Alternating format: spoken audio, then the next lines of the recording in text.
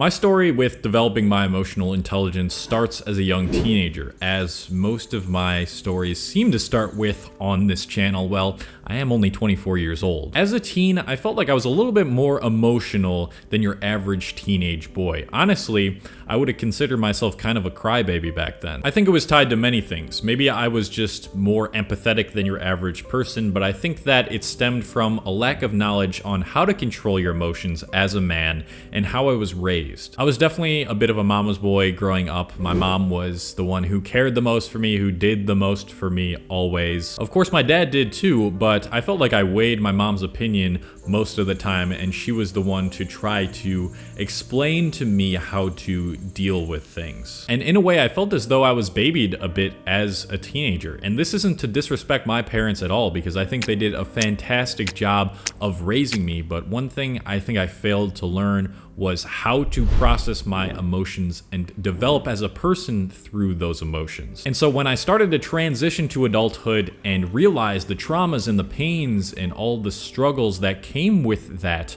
I was totally unprepared. The littlest things, like having to work a job that I really didn't like, or something that my girlfriend said that I really didn't like, would make me angry as hell. And on days where I just didn't get enough sleep, or I felt like my life was falling apart and I didn't know what to do, I would cry a lot and sulk in my sadness. I let those emotions really try to control me, and my biggest mistake was trying to reject them. I never once let myself truly get to know these emotions and the lessons that they were trying to show me. Because if I'm being honest, if you're a 20-year-old something dude and you're still getting pissed and angry over the minor inconveniences that happen in your life, then it's very, very likely that your emotional intelligence is pretty low and your emotional control is low. So let's change that right now. And I'm sure for all the women watching that a lot of this is going to apply to you as well, and it's going to help you too.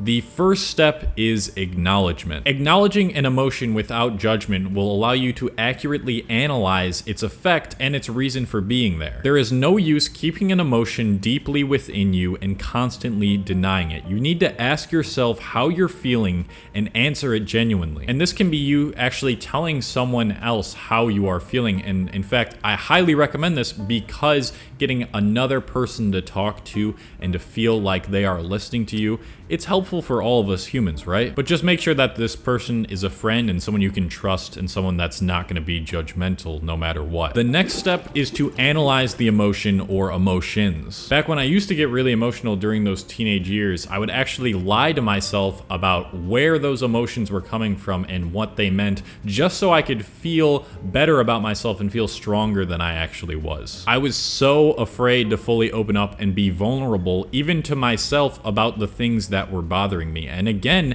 this is especially hard with young teenage men. Teenage guys don't really open up to their friends about sadness or anger or their worries because it's taboo. And you know, if you're a teenage guy or you're an old guy watching this, you know this too. You didn't go to your friends usually and talk to them about you being depressed because, you know, it was like, you didn't want to talk about it. I just don't really think this is encouraged in male friend spaces, and if you do have that sort of friend group, then you are one of the very lucky ones. But yeah, I do hope that this is something that can get to be less taboo. Luckily, this is still something you can definitely do through talking to yourself through it, and I started doing this when I stopped lying to myself about these emotions and what they meant. For example, my freshman year in college, my first girlfriend had broken up with me, and I didn't really talk to anybody about how I was feeling. And in fact, I told myself that I was fine and, you know, it wasn't a big deal and whatever. And because of this reached a breaking point where I literally started to hate everything about my life in Albany. I was going to university at Albany my freshman year,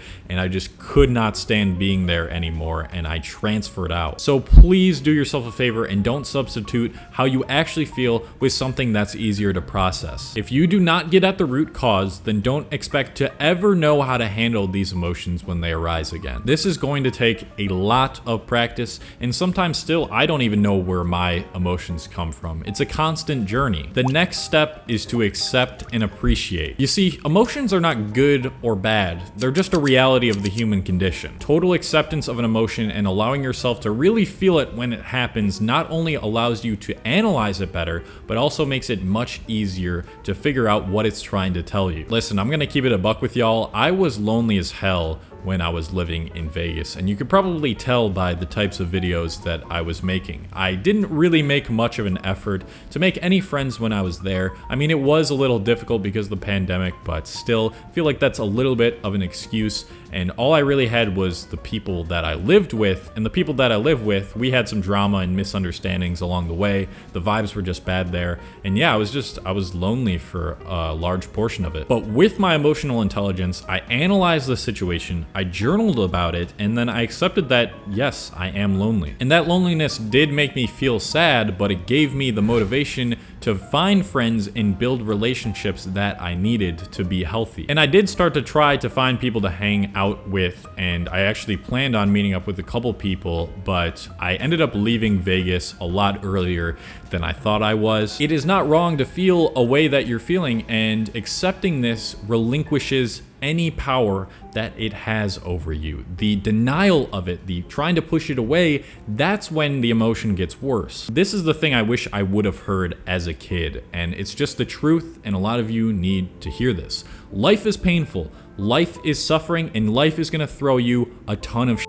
So you need to learn how to accept all that sadness and sorrow and anger that you're gonna go through, let it all out when it's appropriate, and analyze it to know how to deal with it better in the next run. Stop putting out the negativity and pain, and instead embrace that shit is going to happen. That is life. Life is not fair, and life is gonna be frustrating, and the key is navigating through that, learning from it, and coming out of it with something valuable. I'm sure a lot of you men watching, as the majority of the people on this channel who are subscribed are young teenage men, are wondering if you should be emotional around women. Well, I'm gonna answer that at the end of the video, so yeah, don't worry. Lastly, you need to reflect on these emotions and find the origin. I guess you could kind of loop this in with analyzation, but where these two things differ is that reflection comes after the process, after the feeling of the emotion, whereas analyzation happens during the feeling of that emotion. Reflection puts distance between you and the emotion and allows you to process and move past negative emotions. When you reflect on these emotions, you need to ask yourself, what started this emotional reaction? Where did it come from?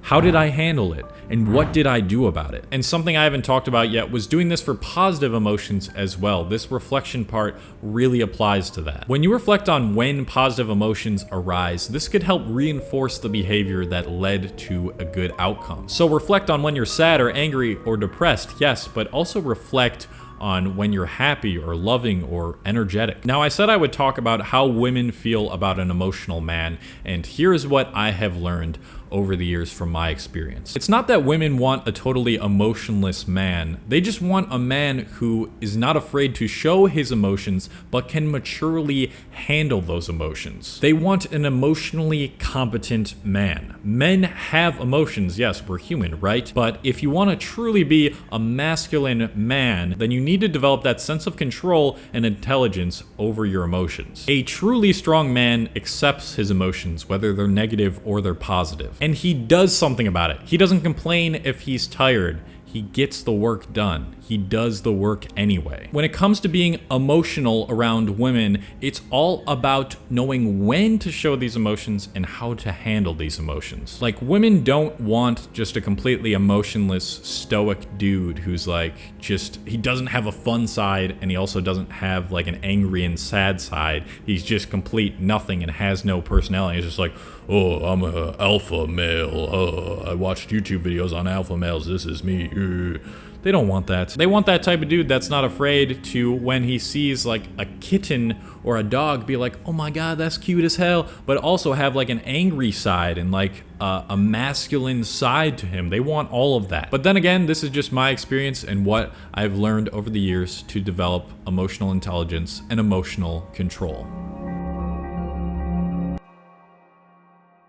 Thank you to all the patrons on this channel on Patreon. This is a platform where I'm putting out exclusive videos, blog posts, and podcasts that can't be found anywhere else. If you want to check out that content, go to the link in the description. It's patreon.com/Cole Hastings. And that's it for this video. I would love to hear your comments. I would love to hear all women's comments as well on what I said and what they think, and men as well. Let's get a discussion going. And that is it for this video. Thank you so much for watching till the end as always. Thank you. Really means a lot to watch till the end. And yeah, I'll see you guys very soon.